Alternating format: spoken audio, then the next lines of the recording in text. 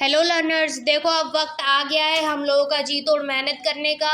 आप लोगों का टाइम आ गया है पूरा पढ़ के अपने एग्जाम्स को लिख के आने का। और मेरा वक्त आ गया है आप लोगों को अच्छा अच्छा कंटेंट प्रोवाइड करवा के आपके एग्जाम में अच्छे स्कोर करने में आपकी मदद करने का।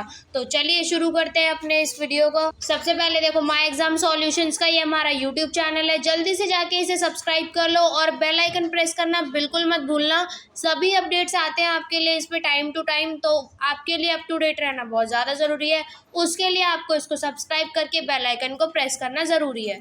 यहाँ पे आएंगे अपने आज के टॉपिक पे MCO 003 और हमारा कोर्स टाइटल है अनुसंधान परिस्थिति पद्धति और सांख्यिकी विश्लेषण। देखो आएंगे अपने पहले क्वेश्चन पे। पहले क्वेश्चन में हमसे क्या बोला है, एक जो एक अच्छी शोधन रिपोर्ट होती है उसकी क्या विशेषताएं होती है ये आपको बताना है। अब सारा आंसर देखो आपके सामने लिखा हुआ है, बस ये अब आपको क्या करना है, वीडियो को पॉज करके इसको रीड करना है। रीड करने से आपको समझ में आएगा कि आंसर में क्या लिखा हुआ है, और जब आपसे एग्जाम में ये क्वेश्चन पूछा जाएगा तो आप किस तरीके से इसका आंसर लिख के आएंगे। तो उसके लिए आपको इसको रीड करना है, पूरे तरीके से अच्छे से रीड करना है। यहाँ पे आएंगे देखो अपने सेकंड नंबर क्वेश्चन पे। इसमें हमसे क्या बोला जा रहा है, हम कौन कौन सी सावधानियां पर ध्यान देंगे जब हम डेटा की व्याख्या कर रहे होंगे। ठीक है, जब डेटा की व्याख्या करते समय हमें किन किन सावधानियों पर ध्यान देना है ये हमें बताना है, वो भी उदाहरण सहित। अब जब देखो क्वेश्चन में हमसे बोला जा रहा है उदाहरण देने के लिए, तो वो भी हम कैसे देंगे, अच्छे देंगे, ताकि सारी चीज़ें हमारे आंसर की क्या हो, आंसर की सही हो, ताकि हमें समझ में आए हम खुद क्या लिख रहे हैं और एग्जामिनर को भी समझ में आए कि हमने क्या लिखा है। फिर उसके बाद में देखो थर्ड क्वेश्चन में हमसे पूछा जा रहा है सर्वेक्षण अनुसंधान क्या है, फिर वो अवलोकन अनुसंधान से किस प्रकार भिन्न है। ठीक है, पहले आपको बताना है वो क्या है, फिर उसके बाद में बताना है वो अवलोकन अनुसंधान से किस तरीके से अलग है, मतलब एक तरीके से उनके बीच में अंतर करना है। अब जैसे जैसे मैं वीडियो में आगे चलते जा रही हूँ आप भी मेरे साथ चलते जाओ और इस टॉपिक को, इस सब्जेक्ट को अपने यहीं पे क्लियर करके जाना। सारे क्वेश्चन इंपॉर्टेंट होने वाले हैं आपके, एक भी क्वेश्चन को स्किप करने की नहीं हो रही है।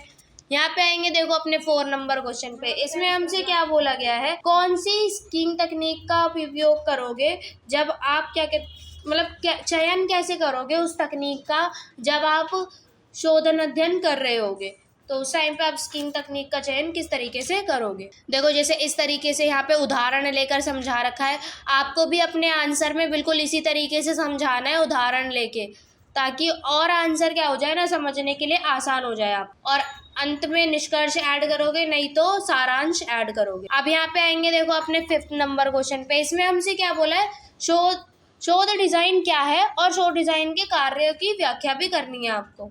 यहाँ पे एक एक करके अब इसको पढ़ना है आपको। और देखो अगर अभी के अभी अपना सब्जेक्ट क्लियर करना चाहते हो, इसके सारे क्वेश्चंस को अटेम्प्ट करना चाहते हो एग्जाम में जाके, उसके लिए आपको इसको पढ़ना है और इसके नोट्स भी बनाने हैं पक्के करके। ठीक है, छोटे छोटे नोट्स बनाओ, मैं नहीं कह रही बहुत बड़े बड़े नोट्स बनाने हैं आपको। छोटे छोटे नोट्स भी क्या करेंगे, आपकी बहुत ज़्यादा हेल्प करेंगे ताकि आपको आगे तक चीज़ें याद रहे। और देखो यहाँ पे 2-3 तरीके हैं आपके पास, आप क्या कर सकते हो, किस तरीके से ऐड कर सकते हो अपने एंड में निष्कर्ष को। या तो आप संक्षेप में लिख सकते हो, या फिर निष्कर्ष लिख सकते हो, या फिर क्या लिख सकते हो, सारांश लिख सकते हो। अब यहाँ पे देखो हमसे 7 नंबर क्वेश्चन में क्या बोला है, तुलनात्मक पैमाने और गैर तुलनात्मक पैमाने, इनके बारे में अब आपको बताना है। बताने के साथ साथ क्या होता है ना कि आप इनके बीच में क्या भी करते जाते हो, अंतर भी बताते जाते हो। और जैसे जैसे आप एक एक चीज़ क्लियर करोगे वैसे आपको क्या भी करना है, उनके उदाहरण भी स्पष्ट करने हैं अपने आंसर में। देखो एक एक चीज़ बिल्कुल साफ साफ शब्दों में लिखी हुई है, तो इसका पूरा फ़ायदा उठाना है। सारी चीज़ों को अच्छे से रीड करके अपने दिमाग में फीड करना है, ताकि आप क्या कर सको, एग्ज़ाम में इन सारी चीज़ों को लिख के आ सको।